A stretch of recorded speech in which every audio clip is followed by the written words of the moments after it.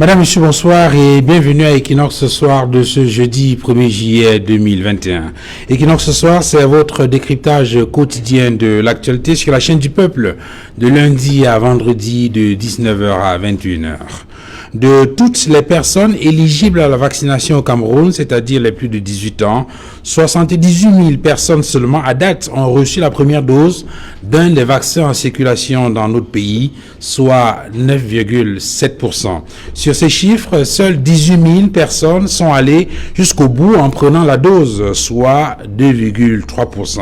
Ces statistiques montrent une faible adhésion des populations à la campagne engagée en mars dernier par les pouvoirs publics, dont l'objectif était d'amener au moins 80% des personnes éligibles à se faire vacciner contre le coronavirus au Cameroun. Alors, qu'est-ce qui n'a pas marché? Pourquoi le Cameroun apparaît comme un mauvais élève, contrairement aux autres pays comme le Sénégal, la Côte d'Ivoire ou la Guinée équatoriale? Que faut-il faire pour réussir une campagne de vaccination de masse contre le coronavirus dans notre pays? La question préoccupe les pouvoirs publics, les gouvernants et même les élus du peuple. Plusieurs journaux rapportent qu'un député de la nation a suggéré de mettre à contribution des sociétés brassicoles qui produisent de l'eau potable pour qu'elles injectent ces produits dans des vases précis et spéciales de bouteilles d'eau et à quantité suffisante pour tous. Ceci pourrait, a dit l'élu de la nation, non pas d'annuler le vaccin, mais de combler le grand vide et les risques de vaccination partielle. Une déclaration qui a provoqué un tollé général sur la toile et dans l'opinion publique. Madame, Messieurs, à 20h, ce sera la grande édition du soir présentée par Cédric Noufélé. Juste derrière le journal de 20h, ce sera la deuxième partie d'Equinox ce soir, le débrief, mais tout de suite, le fait du jour.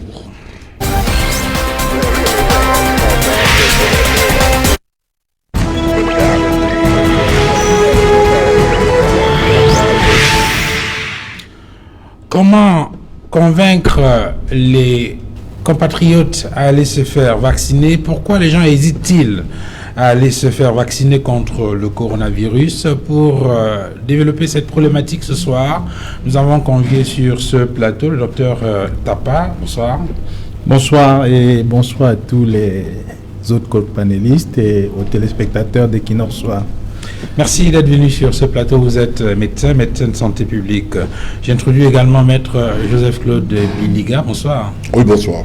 Merci d'être là. Merci de m'avoir invité. Je voudrais dire bonsoir à tous mes co-panélistes, à vos techniciens, à vos milliers de téléspectateurs et naturellement à tous ceux qui vont nous écouter par Internet ou autre. Vous êtes avocat au barreau du Cameroun, mais vous êtes surtout homme politique. Vous êtes militant du RDPC. C'est le Rassemblement démocratique du peuple camerounais, le parti au pouvoir. En effet. J'introduis également maître Achille Ledio. Bonsoir. Bonsoir mon cher, bonsoir au panel. Bonsoir également à tous les fidèles de cette production qui nous regardent actuellement. Salutations militantes, une fois de plus, à tous mes camarades combattants SDF, notamment ceux des arrondissements de Douala 2e et de Bazoum, mon natal. Merci d'être venu sur ce plateau. Vous êtes avocat au barreau du Cameroun. Vous êtes d'ailleurs le responsable, on va dire ça comment, conseiller juridique régional du Social Democratic Front, voilà, un parti politique dans lequel vous militez. Je vous donne la parole en premier, maître Achille Ledio. Il y a donc cette campagne de vaccination initiée il y a quelque temps par les pouvoirs publics. C'était en mars dernier, dans le but de vacciner le maximum de personnes sur le territoire national. Selon les chiffres qui ont été indiqués le week-end dernier par les responsables du ministère de la Santé publique, il y a 78 000 personnes seulement qui sont vaccinées aujourd'hui sur une population éligible qui pourrait être évaluée à plusieurs millions de personnes. On note que non seulement ce chiffre est très faible pour ceux qui ont pris la première dose de vaccination, mais surtout que ceux qui étaient censés revenir pour la deuxième dose ne sont pas très nombreux. On parle de quelques 18 000 seulement. Finalement, on a un taux qui oscille autour de 2,3%. En tant qu'homme politique, quel est le constat, quelle est la réflexion que cela vous suggère? Deux choses. Tout d'abord, les chiffres que vous avez évoqués lors de la présentation de cette mission Ces chiffres parlent d'eux-mêmes. Moins de 10% de la population camerounaise aujourd'hui, du moins pour ceux qui sont éligibles au vaccin, ont été vaccinés. Et quand on regarde ceux qui ont pris la première dose ou alors ceux qui ont suivi toutes les doses, moins de 3%. Ceci nous amène tout simplement à constater que la population camerounaise est réticente face au vaccin anti-Covid. Vous préférez réticence au lieu d'indifférence? Non, ce n'est pas de l'indifférence, ça c'est la réticence. Et sur la question du vaccin, je veux dire la prise, tout le monde connaît ma position là-dessus. Cette réticence s'explique tout d'abord par ses effets néfastes ou alors c'est ce qu'on pourrait appeler comme le retour de ces vaccins-là. La toile ces derniers moments a été inondée par ce que l'on pourrait appeler comme les effets qui pourraient être négatifs de ce vaccin-là. Et vous avez bien fait d'inviter sur ce plateau un professionnel de la santé. L'efficacité de ces vaccins a été mise en doute. Ça amène beaucoup de monde à se poser des questions. Sommes-nous des cobayes ou alors véritablement c'est un vaccin qui a été mis sur pied pour les besoins de la cause? Mais pourquoi vous parlez de cobayes? On a bien vu qu'il y a des gens, c'est vrai qu'au départ il y a eu comme une sorte de campagne anti-vaccination qui s'est développée parce qu'on parlait des effets secondaires, mais on a bien vu qu'il y a nos compatriotes qui ont pris les 2 doses de vaccin sans que pour autant...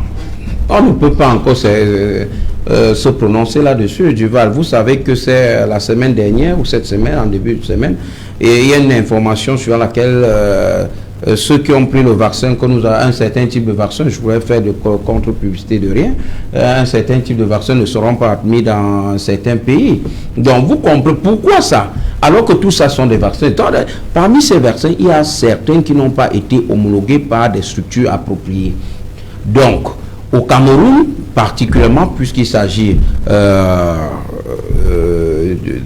notre pays, et il s'agit de savoir pourquoi est-ce que les populations sont réticentes.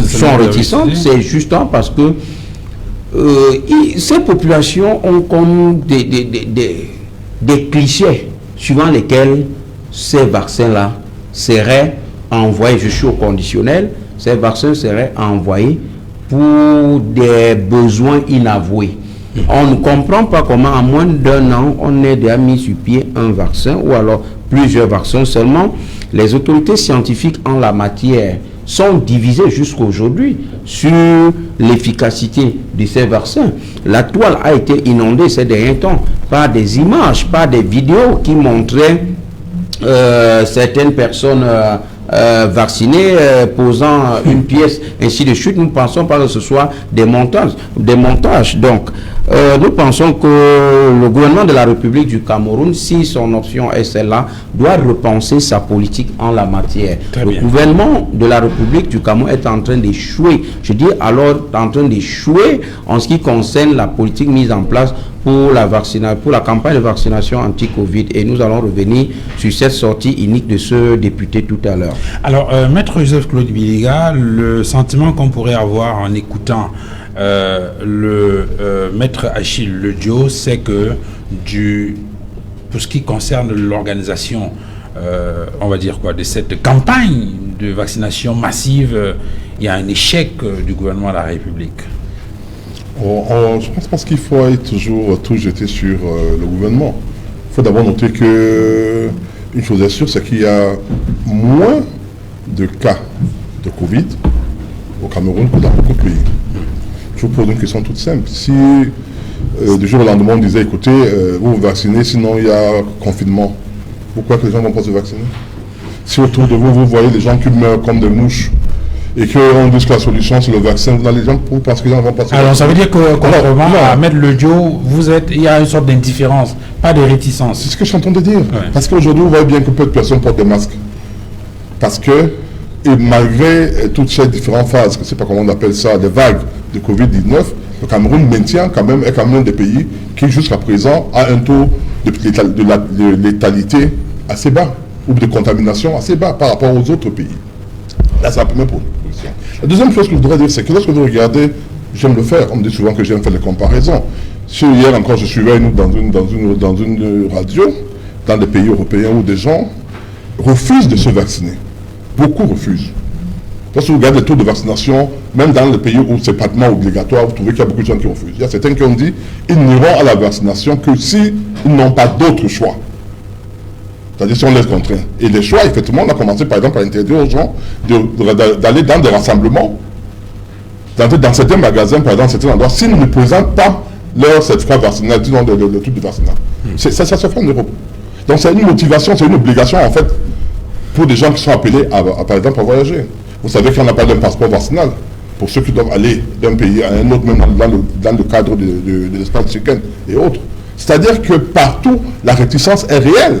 Elle n'est pas seulement en Afrique, il ne faut pas qu'on pense un seul instant. Maintenant, ça s'aggrave un peu en Afrique parce que nous sommes dans un pays où on croit beaucoup au mythe, on croit beaucoup à la sorcellerie, on croit beaucoup à la victimisation. Il y a quelques années, le Cameroun avait atteint un niveau pratiquement taux zéro, en matière de virus polio sauvage. On appelle ça polio virus sauvage. Parce qu'on avait engagé une campagne de vaccination pour des enfants de 0 à 5 ans, je crois, sauf que je me trompe, les médecins sont sur le tableau, ce truc. Et à un moment donné, les rumeurs ont commencé à circuler. Ça a commencé par le Nigeria, selon lesquels on vaccinait des enfants, des filles, pour pouvoir être stériles. Du coup, les gens ont commencé à avoir peur des vaccins.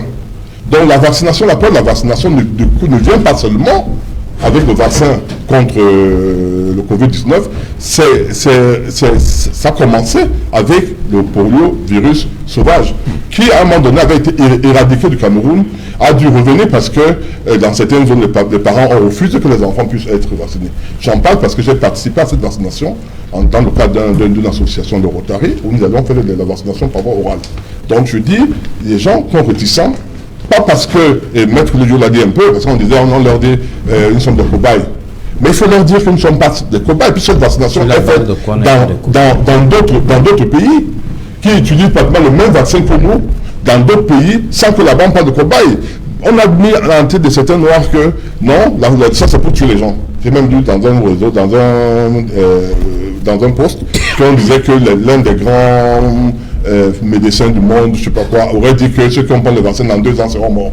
Lorsqu'on vous décrit une chose pareille, vous avez peur de vous y mettre. Docteur Tapa, voilà le discours des politiques. Maintenant, vous, en tant que spécialiste, quand vous écoutez cela, quel est le message? Je veux dire, comment vous réagissez? Oui, c'est une réaction assez mitigée, parce que face à tout ce qu'on écoute, sur le plan scientifique, on est appelé à se reposer des questions si on parle de la même maladie. Voilà donc une maladie, je crois que c'est important de recadrer par rapport au Covid lui-même. On parle de la vaccination contre le Covid.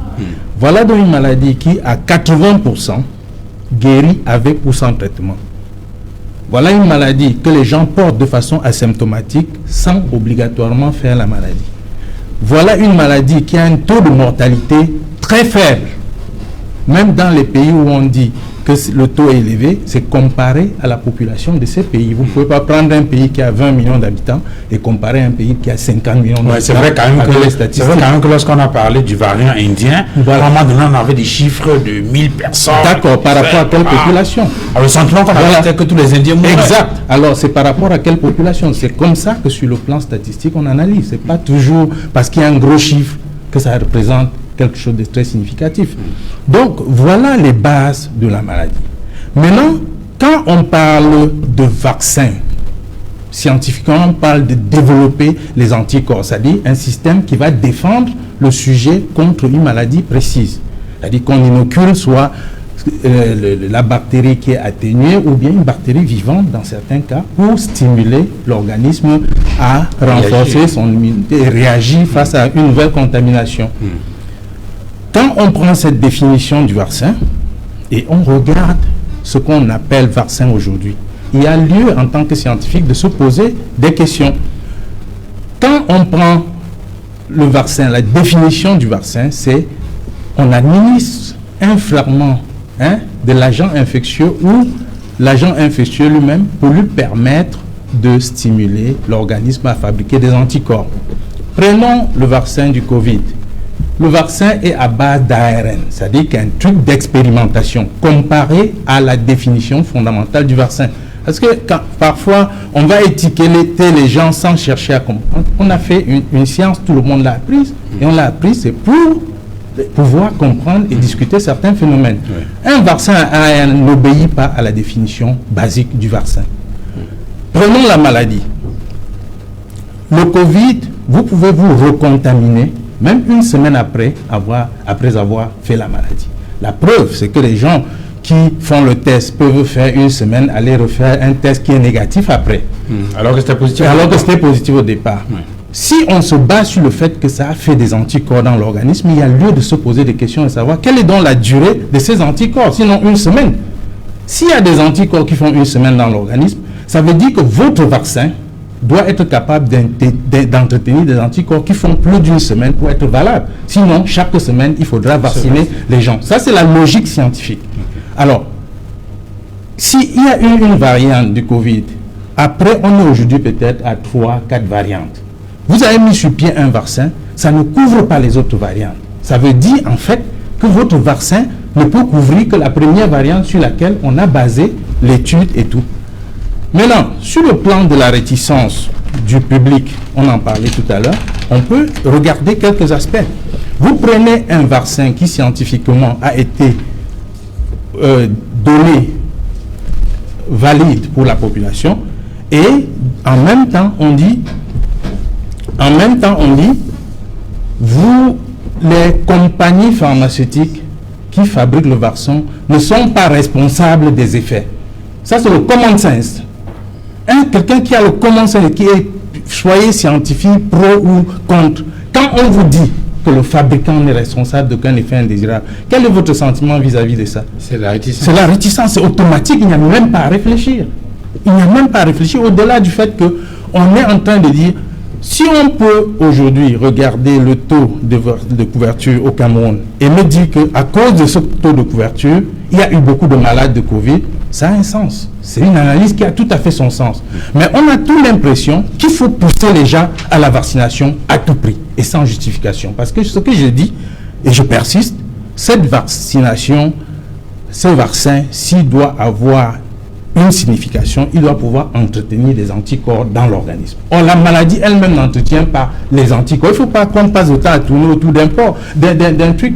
Le virus, vous vous contaminez, vous guérissez une semaine après, vous pouvez vous recontaminer après. Et ça, déjà, ça rend le vaccin très compliqué. Alors, nous avons été rejoints sur ce plateau par le docteur Roger Edouard. Bonsoir, docteur Edouard. Bonsoir, Duval. Et bonsoir. Merci infiniment de nous avoir rejoints. C'est moi qui suis honoré de cette invitation. Alors, lorsqu'on écoute l'analyse faite par le docteur Tapa, on a le sentiment que ces éléments-là n'ont pas été pris en compte par les pouvoirs publics qui visiblement sont préoccupés par les chiffres très faibles des Camerounais qui se rendent à la vaccination. 78 000 personnes seulement à date se sont fait vacciner, du moins ont pris la première dose, 18 000 seulement pour 18 000 des 78 000 sont allés pour prendre leur deuxième dose. Ce sont les chiffres récents qui ont été donnés par le ministère de la Santé publique. Bon, j'ai arrondi, je n'ai pas donné les chiffres exacts, mais moins de 10% ont pris ces vaccins en circulation et moins de 3% sont allés effectivement pour la deuxième dose. Et lorsqu'on écoute les responsables, ils sont préoccupés, ils se disent, on avait l'objectif de 80%, mais là, on est à un chiffre très bas. Est-ce que cela veut dire que toutes ces données, toutes ces analyses faites par le Dr Tapa n'ont pas intégré cela dans l'approche, dans l'organisation de cette campagne de vaccination? Oui, je pense que tout part de la définition de la cible.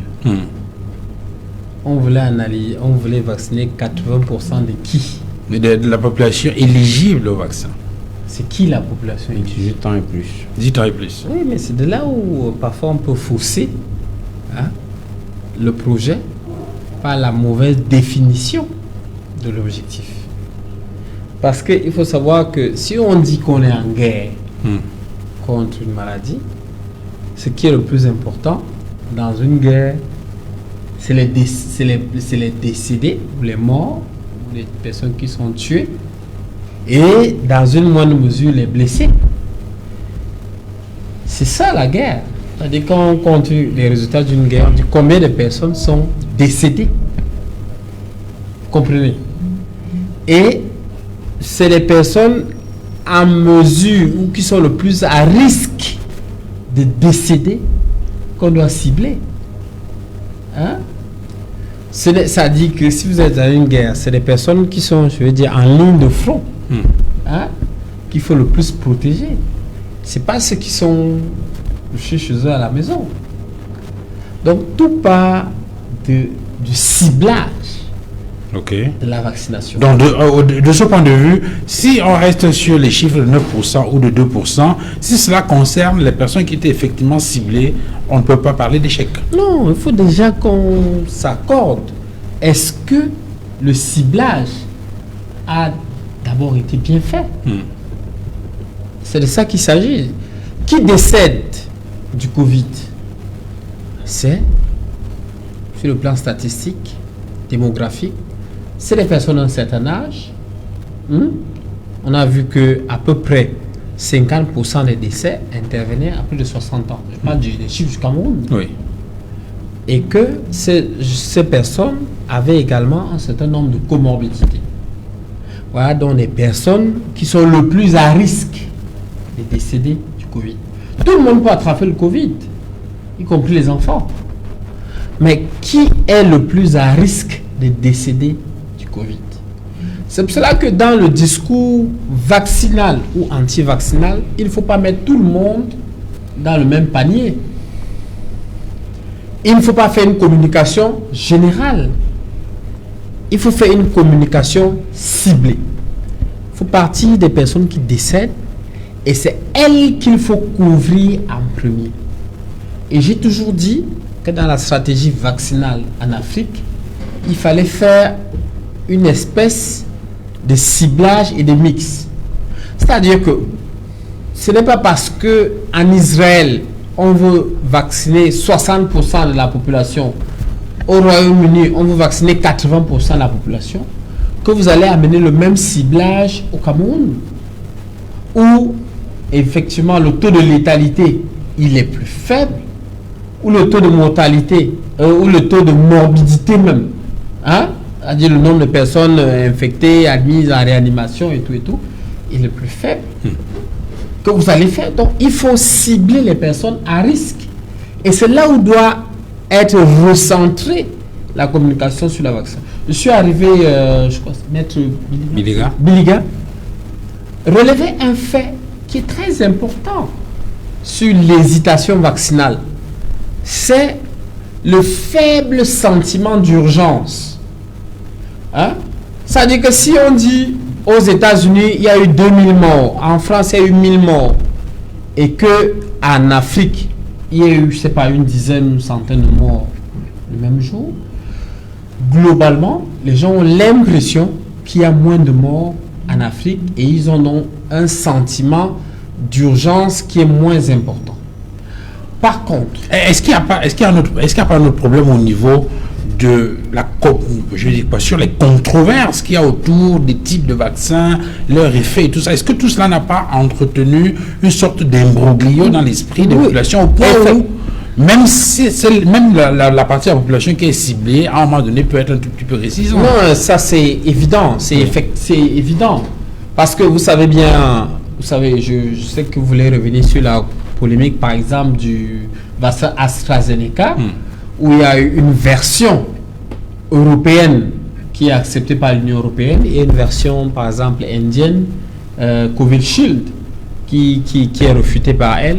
Ça, c'est un problème général de gouvernance de la santé mondiale, où l'OMS a perdu le leadership de la gouvernance de la santé mondiale. C'est-à-dire que l'OMS, à la différence de la FIFA, hein, n'est pas un organe coercitif.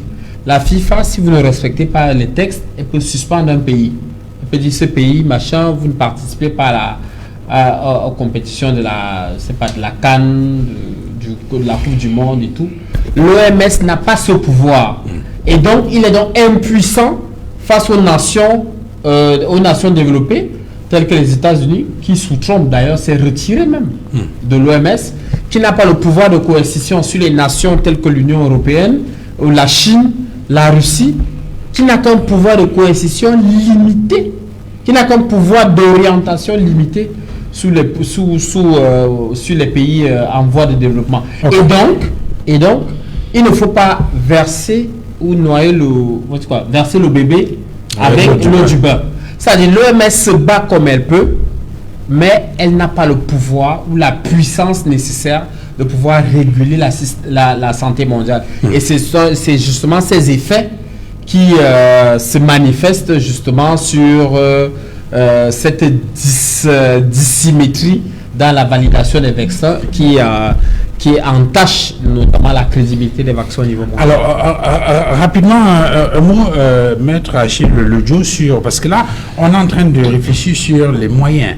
Et on voit bien que c'est une question qui préoccupe, c'est-à-dire que les pouvoirs publics estiment que les objectifs ne sont pas atteints.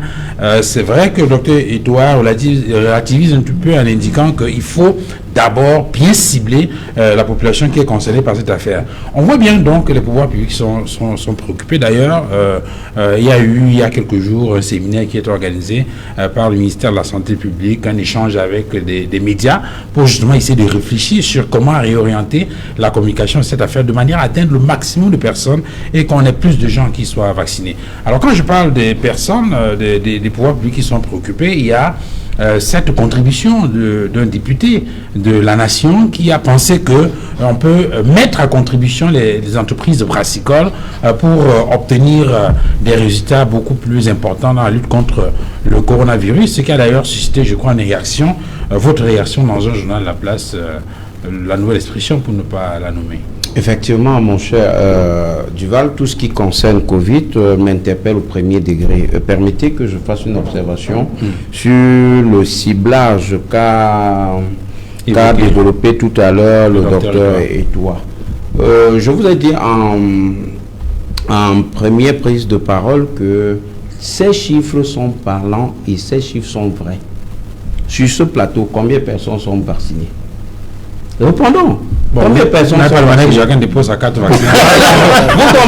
Vous comprenez donc que ces chiffres sont vrais et cette réticence, je veux dire le ciblage, peut être développé pour expliquer l'inefficacité de la politique. Le ciblage ne peut pas être utilisé pour expliquer la réticence des populations.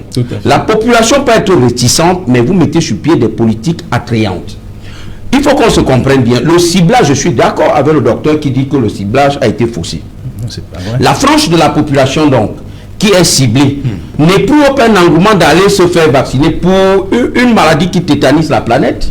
Sont sérieux. Les causes de cette réticence sont consubstantielles à notre vécu. Je vous l'ai dit lors des précédents passages sur ce plateau. Lorsque certains ministres eux-mêmes sont réticents à se faire vacciner, il n'y a rien de bon dans cette affaire. Mais tous les ministres sont vaccinés quand même. Non, je vous le dis. Je vous mets au défi, vous ne pouvez pas de soutenir ce que vous dites là. Vous-même vous dites, je vous le dis. Donc, quand on vient sur un plateau de télévision, monsieur docteur, quelques ministres, vous avez dit tous les ministres. Vous avez dit quelques ministres. Quelques ministres, on a les caméras d'Equinox n'étaient pas là. Quelques ministres, oui. Je vous le dis encore. Les ministres sont quand même fait vacciner. Oui, les ministres, oui. Le premier ministre, tout ce qui concerne le premier ministre, ce qu'il dit. Je vais vous répondre.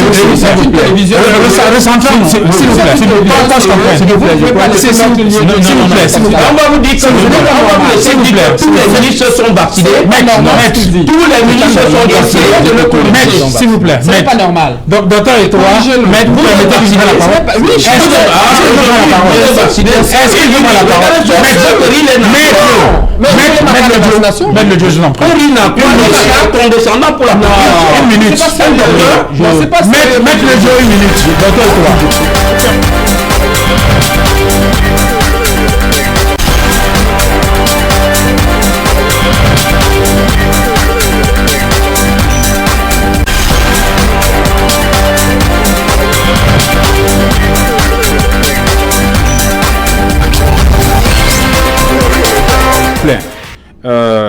nous sommes dans une émission qui est très écoutée.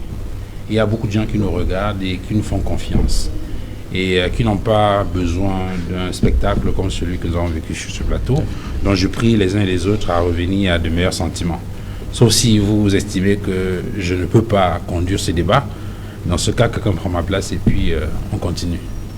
Mais si vous estimez que je suis le modérateur, eh bien, vous devez quand même écouter lorsque je vous interpelle. Ceci dit, je donne la parole au docteur Tapa pour faire une mise au point et puis je redonne la parole. Oui, s'il vous plaît. Vous allez prendre la parole. Je donne la parole. Je voudrais juste il ne faut pas qu'on se lance dans un truc où on évolue. Quand on parle de ciblage, il parle des personnes âgées. Quand dans le programme vaccinal, on est parti de 18 ans et plus, c'est-à-dire qu'on a même élargi la cible. C'est-à-dire qu'on part de ceux qui sont moins âgés vers les personnes les plus âgées. Donc ça ne peut même pas expliquer les dysfonctionnements qu'on observe dans la participation. Ça, c'est la première chose qu'il faut faire. Parce qu'il ne faut pas laisser croire à l'opinion qu'on n'a pas ciblé les gens qu'il fallait. On a élargi la cible. Quand on dit de 18 ans et plus, ça veut dire qu'on les élargit de 18 ans à tout le monde au-dessus de 18 ans. Ça veut dire que la cible était même plus large. Il faut qu'on dépassionne très bien le débat. Ceci dit, je redonne la parole à Maître Achille Ledio et en faisant bien les observations qui ont été développées sur ce plateau par le docteur Etoa. Effectivement, on a vu des ministres se faire vacciner, mais nous n'avons pas vu tous les ministres se vacciner. Je crois que cette précision, ça vous arrange, docteur Etoa. Oui, ça va. Très bien. Maître Ledio, vous avez la parole. De ce que je disais.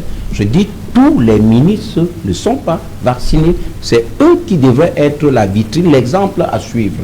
Alors, quand un ministre est réticent, ça m'amène aussi à dire, mais je m'en vais me vacciner. Où est-ce que je me mène? Alors, je continue maintenant au docteur. Allez-y, Maître Achille Ledio. Je connais être impertinent, moi aussi. Alors, bon, maintenant, en ce qui concerne la sortie de l'honorable Manfo David, c'est la question que vous avez posée, je veux dire que cette sortie, elle est tout simplement populiste.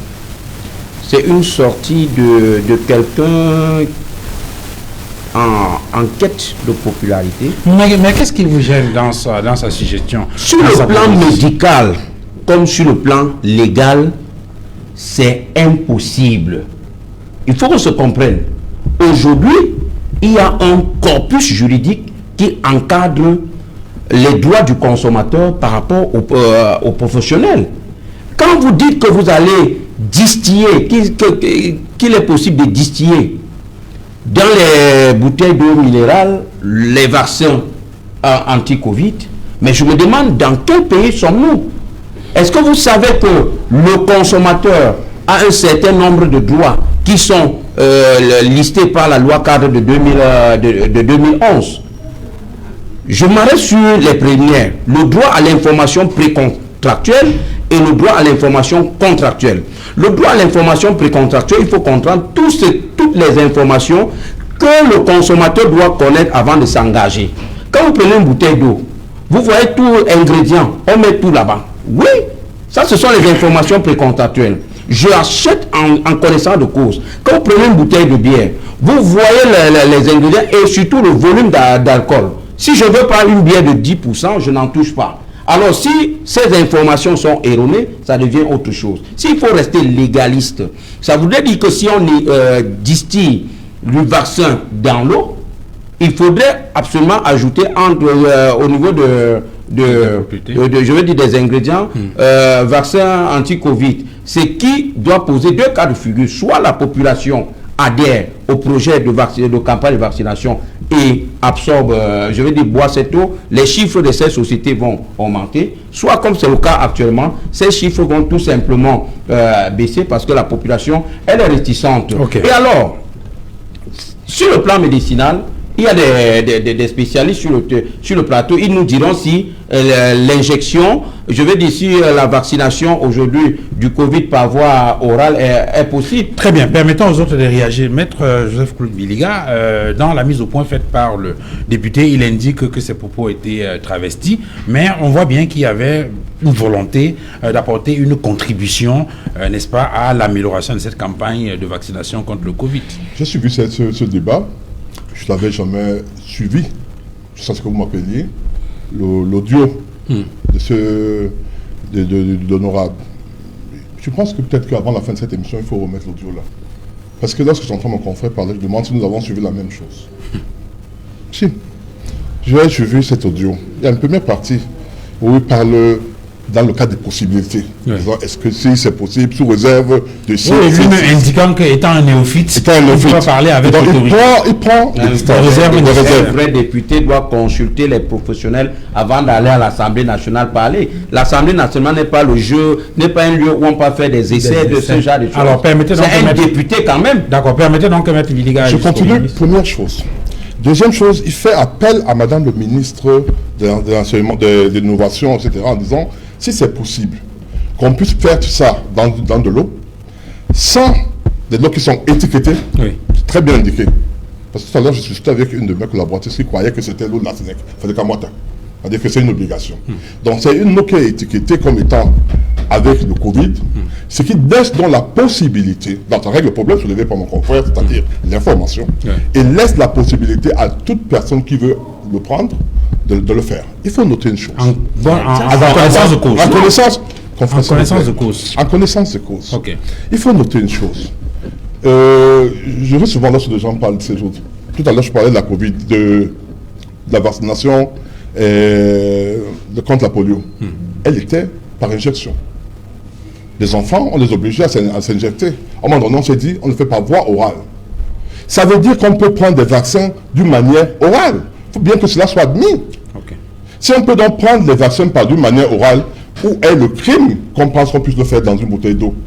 Dès lors que si cela est possible, je veux dire d'une manière technique, scientifique, je veux dire dans le cas du Covid-19, c'est pour cette raison qu'il fait référence au ministre chargé de l'innovation, etc., en lui disant si c'est possible. Et il insiste même en disant, il ne faut pas que ce soit une source de bénéfice Oui. pour les sociétés vadicoles. Parce qu'on peut subventionner. Parce qu'on peut subventionner, parce que le montant c'est tirage. Ça, c'est Je dis donc que, c'est notre version. tel que moi j'ai suivi exactement cette interview au moins 2 fois D'accord. aujourd'hui avant d'arriver. Je voulais continuer un peu. Oui, de permettre que les autres puissent réagir. Docteur Tapa, vous en tant que médecin, en tant que spécialiste, quel est le regard que vous portez sur une proposition, une suggestion comme celle-là? C'est un problème courant, de plus en plus courant au Cameroun. C'est ce qui arrive quand on laisse les gens parler de ce qu'ils ne connaissent pas. Et ça, il faut qu'on apprenne l'humilité, que ce soit dans le domaine politique ou dans le domaine scientifique. Même à l'Assemblée, il devait y avoir des spécialistes de santé qui posent les problèmes de santé dans un cadre scientifique, dans un créneau scientifique connu. Il faut arrêter, que les gens arrêtent de se ridiculiser. Quand on ne connaît pas, on en parle très peu. Il faut qu'on se dise les vérités au Cameroun. Le député, malgré sa bonne volonté, s'est lancé dans une voie très hasardeuse. Il ne pouvait pas, il n'a pas les moyens d'appréciation. On ne va pas à l'école pour rien. Il est spécialisé en autre chose, mais il n'est pas médecin. Il n'est pas pharmacien. Il peut émettre une idée. Il peut aller au ministère, parler avec le ministre des Recherches scientifiques, qui, après avoir étudié l'idée en tant que spécialiste dans le domaine, peut maintenant porter ça à l'Assemblée. Comme a dit Maître tout à l'heure, l'Assemblée, ce n'est pas un lieu des essais. Ça, c'est une chose. La deuxième chose, quand on parle de vaccin en termes de pression, il faut à tout prix le programme, ça choque un peu. Moi, je suis médecin. C'est un truc que j'ai appris à l'école. La première chose que nous on dit quand on prête serment, c'est que tout ce qu'on fera, ce sera dans l'intérêt du malade. C'est-à-dire que si tu es en train de faire quelque chose hors de l'intérêt du malade, ça ne rentre pas dans le cadre de ta formation. Première chose. Deuxième chose, si tu veux agir dans le cadre du malade, tu as besoin de son consensus. C'est-à-dire tu as besoin de ça. Oui, tu n'as pas, c'est pas un morceau de bois. On parle de la vie. Et quand on parle de la vie, une information peut être fatale. Il faut qu'on se le dise clairement. Vous ne pouvez pas, en tant que profane en matière de santé, émettre des idées aussi délicates dans un domaine qui est d'ailleurs très controversé par les scientifiques du domaine. Et ça, je dis, hormis ces trucs, dit qu'on fasse une vaccination de masse en mettant des trucs dans... Je dis, il y a une idée dès le départ qui fait qu'on soit toujours... On parle de réticence tout à l'heure. Le common sense amène à être réticent. Parce qu'on ne peut pas insister sur une vaccination de masse. Je vais vous dire un peu, quand on dit vaccination, on parle de l'immunité. Parlons quand même comme si des scientifiques, on n'est pas à part au Cameroun, où c'est tous ceux qui en parlent, c'est chacun qui a sa théorie. L'immunité, vous avez 3 types d'immunité. Quand on parle du système immunitaire, on a 3 types. Vous avez une lignée qui est sanguine, vous avez une lignée qui est lymphatique et vous avez une lignée qui est digestive. Laquelle vous voulez pousser absolument avec les vaccins du Covid? Dites-nous, parce que moi, je suis choqué de voir qu'on en parle aussi légèrement, on se lève, on vient, on est pro ou non pro. Juste une seconde, s'il vous plaît, avant qu'il n'intervienne. Moi, j'ai la faiblesse de croire que ceux qui prennent des décisions ont quand même un brin d'intelligence. Je pense que le gouvernement s'entoure d'un conseil scientifique dans ce pays pour lutter contre la Covid. Donc, et en plus, il semble que nous avons un sujet sur lequel personne, les scientifiques ne sont pas d'accord, les médecins, même sur ce plateau, vous le constatez. Donc, je voudrais un peu dire au docteur Tapa qu'il a beau être médecin. Ce qu'il dit, c'est un avis qu'il donne, qui n'est pas forcément l'avis de tous les médecins, et même sur ce plateau. Il faut donc qu'ils soient un peu humbles en ne voulant, c'est pas en prenant les trucs scientifiques, en disant les 3 méthodes. Non. Le problème de la vaccination. Respecter la non, je voudrais pas. Je peux vous laisser finir, mais je voudrais préciser. Si vous trouvez que c'est un avis, respectez l'avis. Parce qu'en science, c'est les évidences. Et les évidences aussi mon avis. Je respecte mon avis. Ne faites pas comme si c'était un crime d'avoir un avis différent. On peut avoir un avis différent, monsieur, sans que ce soit un crime. On est en science. D'accord. Et c'est des évidences vraies aujourd'hui peuvent être fausses demain. En science, c'est possible. Donc ne faites pas comme s'il y avait des lois inflexibles parce qu'on est scientifique ou non. C'est pas une question d'être scientifique ou pas. On a la parole, docteur. Et toi, quel est le regard que vous portez sur cette proposition faite visiblement de bonne foi par le député, mais qui aujourd'hui est l'objet de beaucoup de controverses, notamment dans l'opinion publique? Oui, disons que sur le plan scientifique, excusez-moi du terme, cette proposition c'est une grosse connerie. C'est-à-dire qu'il faut, c'est le terme, c'est-à-dire que c'est une hérésie sur le plan scientifique. Mais je ne sais même pas s'il faut attribuer des circonstances atténuantes, c'est que on en est presque à trouver normal parce que, par exemple, depuis le début de la pandémie, mais c'est tout le monde qui est habilité à parler du Covid. Hein?